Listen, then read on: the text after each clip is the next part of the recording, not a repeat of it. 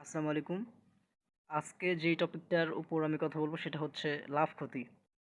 চাকরির পরীক্ষাতে যেকোনো পরীক্ষায় লাভ ক্ষতি থেকে প্রায় একটি কোশ্চেন থাকেই। সো ধারাবাহিকভাবে আমি লাভ ক্ষতি চ্যাপ্টার শেষ করে দিব। সো আজকে এটা হচ্ছে প্রথম ক্লাস। প্রথমত যে টাইপ 1, এই টাইপ 1 হচ্ছে শতকরা লাভ অথবা ক্ষতি। কোশ্চেন সাধারণত এমন হয় যে ৮০ টাকায় বিক্রিতে ২০ টাকা ক্ষতি। শতকরা কত পার্সেন্ট লাভ বা ক্ষতি? শতকরা লাভ ক্ষতির এই ব্যাপারটায় এইখানটায় সবচেয়ে ইম্পর্টেন্ট হচ্ছে লাভ এবং ক্ষতি। এটা হিসাব করা হয় সবসময় ক্রয় মূল্যের উপর। তাই লাভ ক্ষতির অঙ্কগুলোতে আপনার সবসময় মাথায় রাখবেন যেন ক্রয় মূল্য সবসময় নিচে থাকে। নিচে মানে হচ্ছে হরে। লাভ ক্ষতিতে সবসময় ক্রয় মূল্য হরে থাকে। আর উপরে যদি স্টাইপনে যে ম্যাথগুলো থাকে শতকরা লাভ ক্ষতি যদি বোঝায়, এই ম্যাথগুলোতে সবসময় উপরে হচ্ছে উপরে হচ্ছে লাভ অথবা ক্ষতি। এখানে হচ্ছে প্রশ্নে যেহেতু ২০ টাকা হচ্ছে ক্ষতি, তাই আমরা উপরে লিখব ২০। আর নিচে নিচে হচ্ছে সবসময় ক্রয় মূল্য।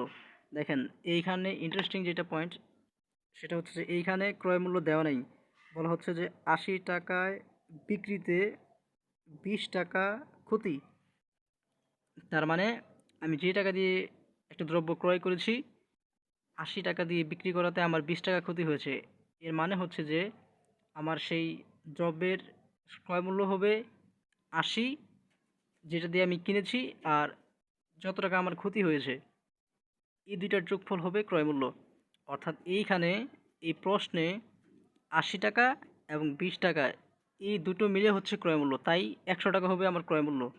আর ক্রয় মূল্য আমরা জানি কোথায় লিখতে হয়, নিচে লিখতে হয় হরে। ক্রয় মূল্য ইনটু শতকরা।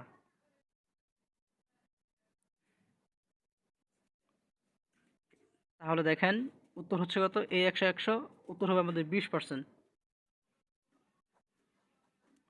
এইটা হচ্ছে শতকরার টাইপ 1।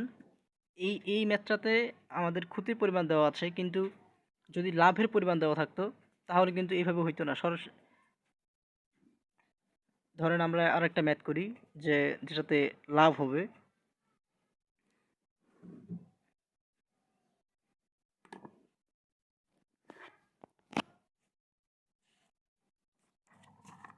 আমরা একটা ম্যাথ করব যেটাতে